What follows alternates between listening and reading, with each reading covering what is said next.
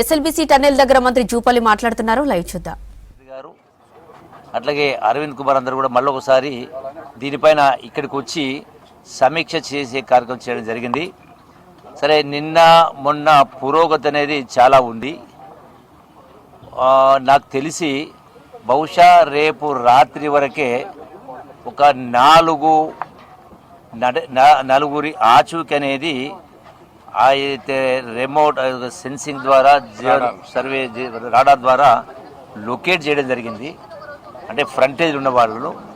So ఆ నలుగురికి సంబంధించి రేపు రాత్రి వరకు మనకు పూర్తిగా అది కంప్లీట్గా బయటికి తీయడం జరుగుతుంది.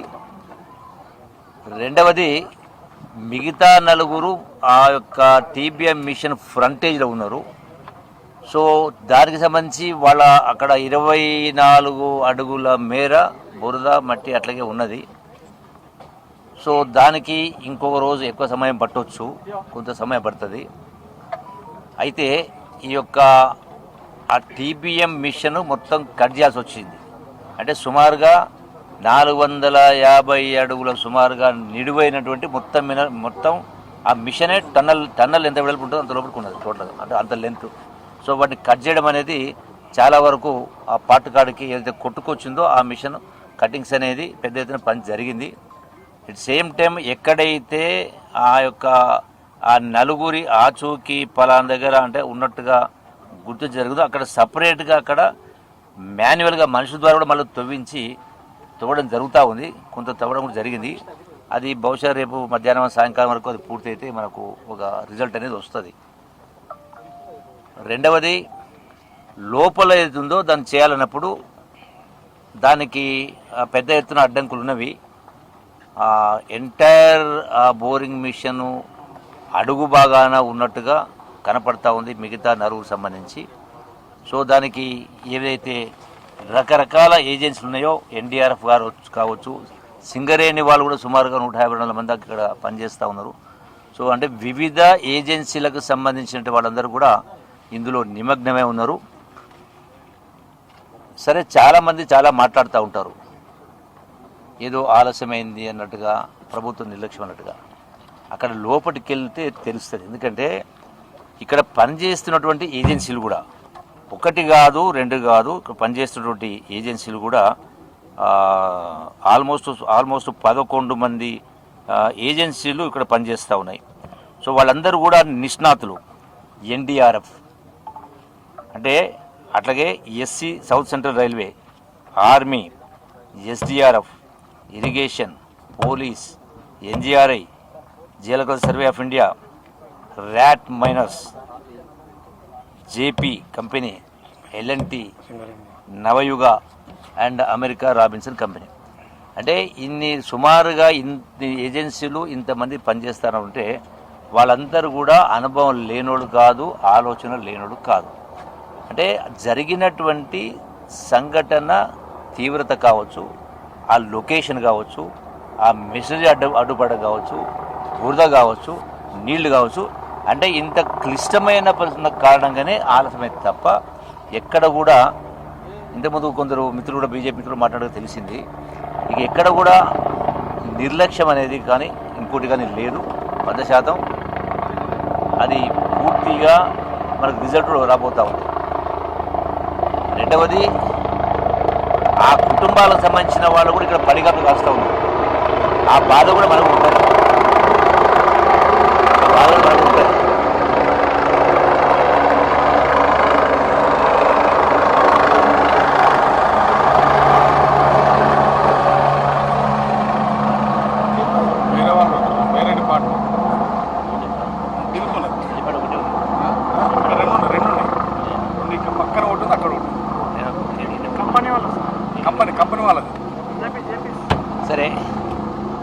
సరే, మాట్లాడేవాడు చెప్పేవాడికి అడిగేవాడికి చెప్పేవాడు ఎప్పుడైనా లోకు అన్నట్టు తెలుస్తుంది.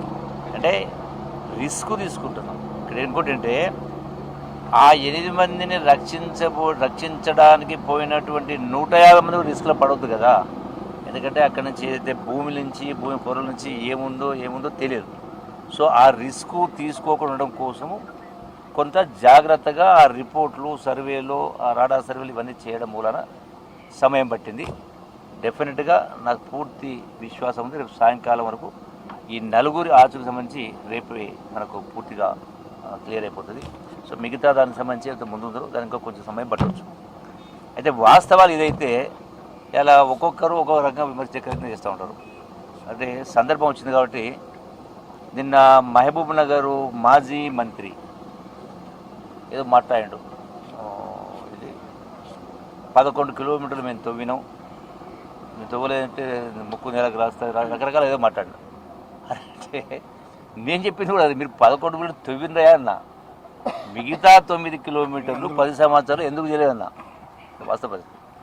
అంటే ఇది ఒక 42 కిలోమీటర్లైనటువంటి ఒక టన్నల్ను 25 కిలోమీటర్లు పూర్తి చేసినాక 10 సంవత్సరాల నుంచి చేయలేకపోయారు.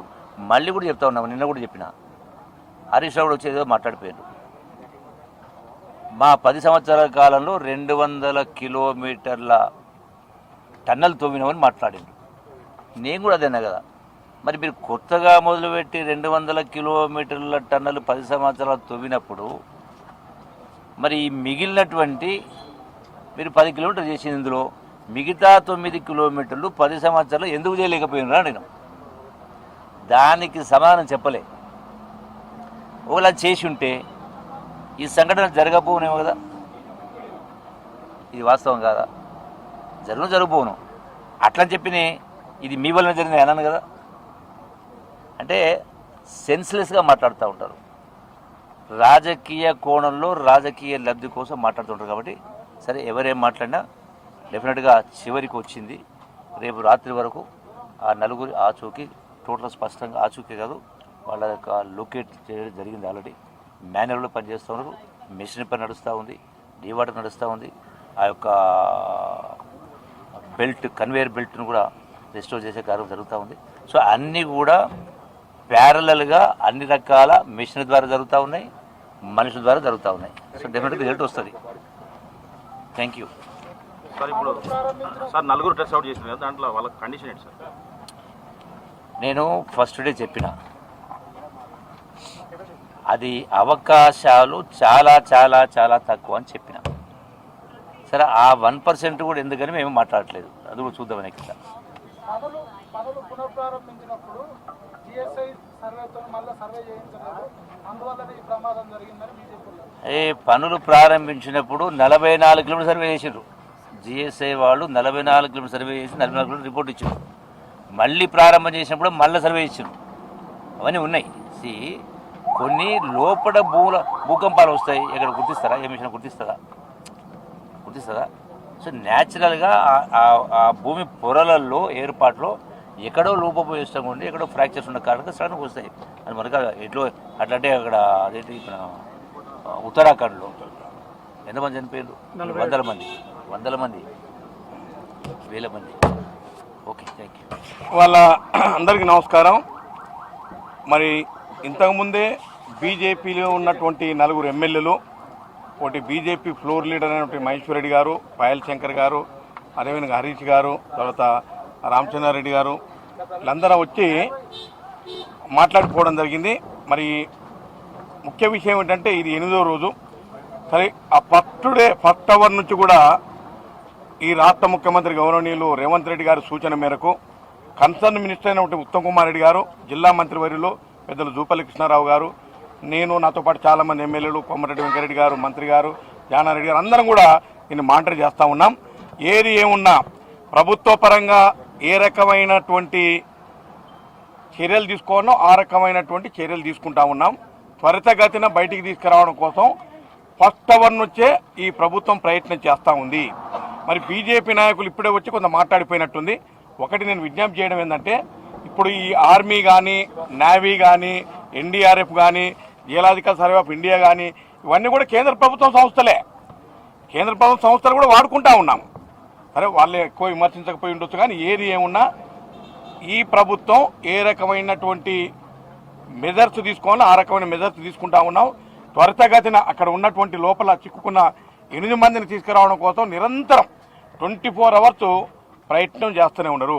4 షిఫ్టులలో ఒక్కొక్క షిఫ్ట్కు 70 మంది చొప్పున ఇప్పుడు గౌరవ మంత్రివర్యులు చెప్పినట్టుగా ఎన్డీఆర్ఎఫ్ కానీ, ఎస్డీఆర్ఎఫ్ కానీ, ఆర్మీ కానీ, నేవీ కానీ సోమని 12 డిపార్ట్మెంట్లు పనిచేస్తున్నాయి, నిరంతరం పనిచేస్తూ ఉన్నాయి. కాబట్టి ఎవరు ఏం చెప్పినా ఇది ప్రభుత్వ వైఫల్యం కానే కాదు. ఇది న్యాచురల్ కెలామిటీ, ఇది ప్రకృతి వైపరీత్యం, అనుకోకుండా జరిగిన సంఘటన. దానిపైన వెంటనే ప్రభుత్వం స్పందించింది, నిరంతరం మానిటర్ చేస్తూనే ఉంది. మరి గత విషయంలో చాలా అంశాలు ఉన్నాయి, నిన్న మనం మేము మాట్లాడాం. గత ప్రభుత్వం ఎక్కడ కూడా ఏమీ పట్టించుకోలేం. అంతేందుకు నేను ఇంతకుముందు కూడా చెప్పాను, ఇక్కడ లెఫ్ట్ పవర్ హౌస్ ఏదైతే ఉందో 2020లో ఫైర్ యాక్సిడెంట్ అయ్యి 7 మంది ఇంజనీర్లు చనిపోయినరు, 2 టెక్నీషియన్ చనిపోతే ఒక్క మంత్రి రాలేదు, ఒక్క ఎమ్మెల్యే రాదు. ముఖ్యమంత్రి గారికి, అప్పుడున్న ముఖ్యమంత్రి గారు కూడా తెలుసో లేదో నాకు తెలియదు. అంత నిర్లక్ష్యంగా పరిపాలన చేసిన ఘనత గత ప్రభుత్వాన్ని. మరి బీజేపీ సోదరులకైతే వాళ్ళు ఈ రాష్ట్రాన్ని ఇప్పుడు పరిపాలించలేదు, మరి ముందు పరిపాలిస్తారో లేదో తెలియదు. మరి ఏది ఏమున్నా ఈ సంఘటన జరగడం అత్యంత దురదృష్టకరం. మేమందరం కూడా చింతిస్తూ ఉన్నాం. మరి ఎక్కడ ప్రతిపక్ష నేతలు అది బీఆర్ఎస్ఆ బీజేపీ సలహాలు ఇవ్వండి, తప్పకుండా మీ సలహాలు కన్స్ట్రక్టివ్ అడ్వైజ్ ఉంటే తప్పకుండా పాటిస్తాం.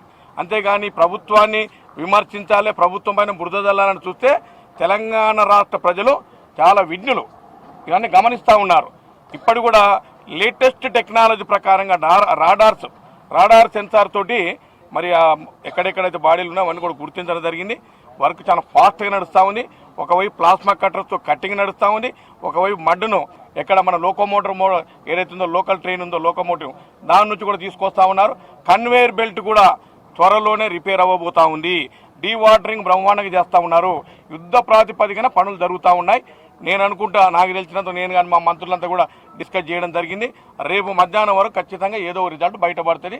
దాంట్లో 2 ప్లేసులలో ఉన్నాయి. వాళ్ళు చెప్పిన లెక్క ప్రకారంగా ఒక దగ్గర 4 ఉన్నాయి, ఒక దగ్గర 2, ఒక దగ్గర 2. ఈ రకంగా ఒకవైపు అంటే పార్ట్ ఏ, పార్ట్ బి.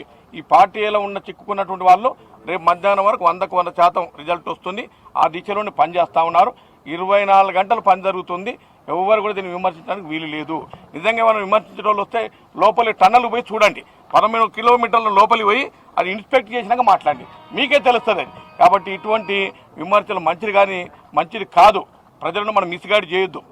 ప్రజలను మిస్గైడ్ చేస్తే ఇప్పటికే పాపం వాళ్ళు 1000 కిలోమీటర్ల దూరం నుంచి వచ్చేసి ఇక్కడ చనిపోవడం జరిగింది. అత్యంత బాధాకరం. నిజంగా చెప్పాలంటే మన ప్రాంతం కాదు చనిపోయిన వాళ్ళు, వేరే రాష్ట్రాల వాళ్ళు, వాళ్ళ ఫ్యామిలీస్ అన్ని ఇక్కడే ఉన్నాయి. వాళ్ళ బాధ చూస్తే వర్ణాతీతం. కాబట్టి వాళ్ళకి ఏదో ఒకటి సొల్యూషన్ దొరకాలని చెప్పేసి మన శ్రీశైలం మల్లన్న స్వామిని కూడా అందరూ మొక్కుతా ఉన్నాం. త్వరితగతిన ఇదంతా కూడా బయటికి రావాలి. పాపం మీరందరూ కూడా ఇక్కడ ఎన్ని డిపార్ట్మెంట్ 12 డిపార్ట్మెంట్లు 8 రోజుల నుంచి నన్ను అడిగితే విలేకరులు కూడా ఇక్కడే పడుకొని ఇక్కడ తింటారు. బట్టలు ఉన్నాయో లేవో నాకు తెలియదు, కానీ ఈ రకంగా మీకు కూడా కష్టాలే ఉన్నాయి. కాబట్టి మనందరూ కూడా ఏదో ఒక రిజల్ట్ బయటికి వస్తేనే ఇది ఆ సమాజం కూడా ఎదురు చూస్తుంది. Eagerly waiting for result. ఎవరు తెలంగాణ స్టేట్ ఒకటే కాదు, యావత్ భారతదేశం మొత్తం కూడా దీని వైపు చూస్తూ ఉంది. ఈవెన్ ప్రపంచ దేశాలు కూడా చూస్తూ ఉన్నాయి. రేపు 24 అవర్స్ లేదా 30 అవర్స్లో ఖచ్చితంగా ఏదో ఒక రిజల్ట్ వస్తుందని ఆశాభావం వ్యక్తం చేస్తూ ఉన్నాం. Thank you. గత ప్రభుత్వాలు ఇటువంటి దుర్ఘటనలు జరిగిన సందర్భంలో ప్రతిపక్ష నాయకులను హౌస్ అరెస్ట్ చేసిండ్రు, దగ్గర కూడా అనేలే. ఇలా మా ప్రభుత్వము, రేవంత్ రెడ్డి ప్రభుత్వము ఈ రోజున టీఆర్ఎస్ వాళ్ళు, బీఆర్ఎస్ వాళ్ళు వచ్చినా, బీజేపీ వాళ్ళు వచ్చినా మీ సమక్షంలో అక్కడి దాకా తీసుకెళ్ళిండ్రు, చూపించిండ్రు, మీడియాలో మాట్లాడుతూ ఉన్నారు కదా. అంటే గత ప్రభుత్వ ఆంక్షలకు ఈ ప్రభుత్వానికి ఏమైనా వ్యత్యాసం ఉందా లేదా? అంటే ఆలోచన విధానంలో భేదం ఉందా లేదా? వాళ్ళు తప్పు చేసిన కాబట్టి ఎవరిని రానియలే, చూడలే, ముందు సర్వీస్ చేసేటోళ్ళు. మేము అట్లా చేయలే కదా. Thank you. గవర్నమెంట్ ఎఫర్ట్స్ పెట్టింది, కంపెనీ ఎంత సపోర్ట్